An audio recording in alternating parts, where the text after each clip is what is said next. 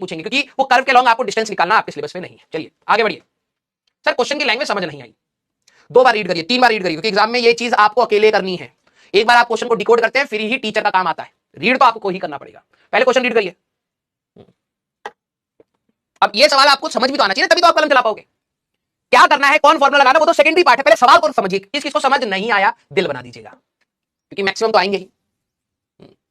Body falling freely from a given height h hits an inclined plane in its path at a height small h. As a result of this impact, the direction of the velocity becomes horizontal. For what value of h by h, the body will take the maximum time to reach the ground. दिल बना, पता तो था ही हमको, काहे हम आ गए भैया।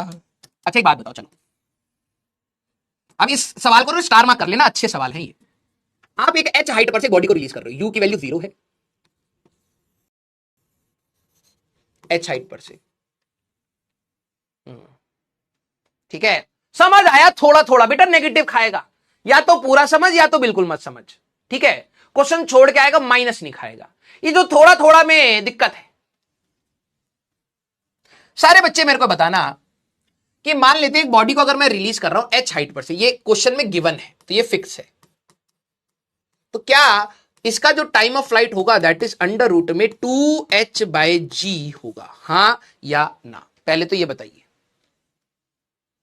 पहले तो ये बताइए, अगर मैं एक बॉडी को h हाइट पर से रिलीज करूंगा तो वो सीधे नीचे आती तो यही टाइम आता अंडर रूट में 2h/g, हाँ या ना? यस। अब जरा सुनना, क्वेश्चन ने क्या बोला है, ठीक है। क्वेश्चन ने ये बोला है कि हमारे पास एक इंक्लाइन प्लेन है, ठीक है, हमारे पास एक इंक्लाइन प्लेन है। मैंने फिर से इसी बॉल को u की वैल्यू 0, सेम हाइट है, यहां से ड्रॉप करा तो आया आया आया आया आया आया आया, यहां पर आके ये टकराएगा इससे, क्लियर? जिस हाइट पर ये टकरा रहा है दिस इज h। पहले सवाल सुनना, हमने रिलीज करा, एक इंक्लाइन प्लेन पर आया और टकराने के बाद ये हॉरिजॉन्टल हो गई, इसकी वेलोसिटी हॉरिजॉन्टल हो गई और ये जाके जमीन पर गिर रहा है। ये कुछ ऐसा सिनेरियो। अब दोबारा रीड करो। A body falling freely from a given height h hits an inclined plane in its path at a height h, किसी हाइट h पर हिट कर रहा है। As a result of this impact, the direction of the velocity of the body becomes horizontal. For what value of h/h, the body will take maximum time, किसमें इसका समय maximum लगेगा? अब जरा ध्यान से सुनना, यहां तक तो आई होप अब आपको सवाल समझ आया होगा। मैंने रीड करके डायग्राम बनाया। यही पता, अच्छे सवालों का सबसे बड़ा प्रॉब्लम होता है, बच्चा डायग्राम एनालाइज नहीं कर पाता है। फॉर्मूले यार मेजॉरिटी को पता होते हैं, कैलकुलेशन भी मेजॉरिटी को पता होती है, ठीक है। क्या आपको ये बात समझ आ रही है? अगर मैं इस इंक्लाइन प्लेन को यहां कर दूंगा तो ये बॉल हमारे पास, ये जो हमारे पास बॉल है, सारे बच्चे ध्यान से देखना, ये जो हमारे पास बॉल यहां थी, ये यहां ना टकरा करके यहां कहीं टकराती, फिर ऐसे जाती। सोचिएगा इस बात को। मैं यहां पे क्या कह रहा हूं, मैं ये इंक्लाइन कुछ भी हो सकता है बॉडी आपकी, ये इंक्लाइन ये ऐसे रखा हो, ठीक है, ये इंक्लाइन ऐसे रखा हो, ये हमारे पास, या ऐसे कर लेते हैं अभी, ठीक है, ऐसे रखा हो, मैंने रिलीज करा करा करा करा करा, इस बार वो यहां आके टकराएगा और फिर यहां से यहां गिर जाएगा। या तो ऐसा हो सकता है, या फिर ये आपका हाइट यहां पर कहीं टकराए फिर आके ऐसे गिर जाए, ऐसा हो सकता है। हो सकता है बॉडी यहीं पर आके टॉप पॉइंट पर टकराए और फिर आगे गिर जाए, ऐसा हो सकता है। हो सकता है बॉडी यहां से यहां टकराए फिर आगे गिर जाए।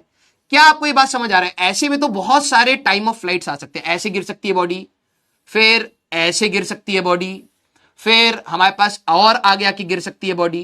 क्या आपको ये बात समझ आ रही है बेटा कि different different time of flights आएंगे? बॉडी कहां पर गिर रही है इसकी वजह से समय अलग अलग होएगा। मैं यहां पे लिख रहा हूं, स्टेटमेंट है h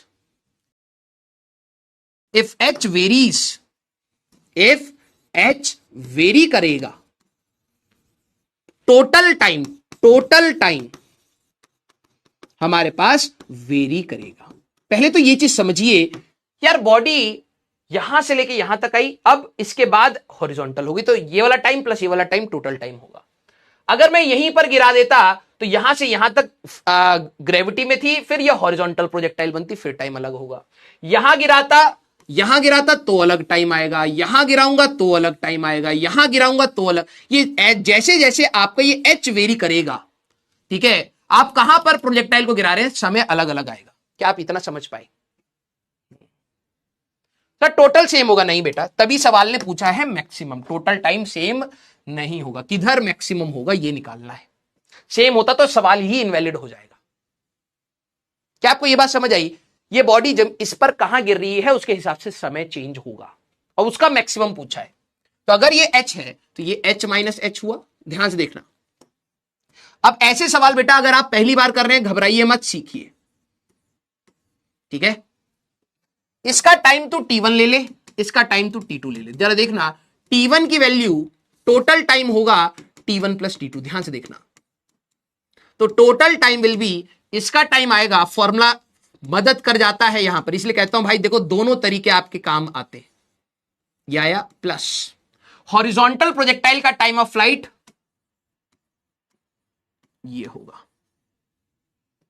सारे बच्चे टोटल टाइम किस किसने ये लिखा है? ये फ्लूइड्स का भी सवाल है, ये आपका फ्लूइड्स का भी सवाल है, टॉर्सिली थ्योरम का, याद करिए। वेलोसिटी ऑफ इफ्लक्स, हमारे पास एक लिक्विड भरा हुआ है बेटा, यहां पर u की वैल्यू 0 है, ये टोटल हाइट आपकी h है। ये फ्लूइड्स का सवाल के साथ मर्ज है। पहली बार यहां देख रहे हो, अटपटा लगेगा, फ्लूइड्स में और समझ आएगा। जब पानी हमारे पास यहां पे निकलता है, आप इस सवाल को मोशन अंडर ग्रेविटी के जैसा कर सकते हैं। ये आप ऐसी h क्या you square sine square theta by 2g करता है तो वो रिजल्टेंट v होता है। पहले इन दोनों का रिजल्टेंट निकाल, 20√2 आएगा, फिर 20√2 को तू यूज करेगा, या तो ये कर, या फिर तेरे को सीधे y कंपोनेंट पता है तो तू अपना आंसर निकालेगा। 20 इज द आंसर भैया, नॉट 40, ठीक है, डोंट डू 40। यस, अगला सवाल, ये HCV का सवाल है भाई। मुझे लग रहा है अभी तक देखो जेईई मेंस में कई सारे सवाल HCV से उठ के डायरेक्टली आते हैं, ये सवाल अभी तक कुछ सवाल नहीं उठ के आए हैं, तो ये आने वाले दिनों में आ सकते हैं। यस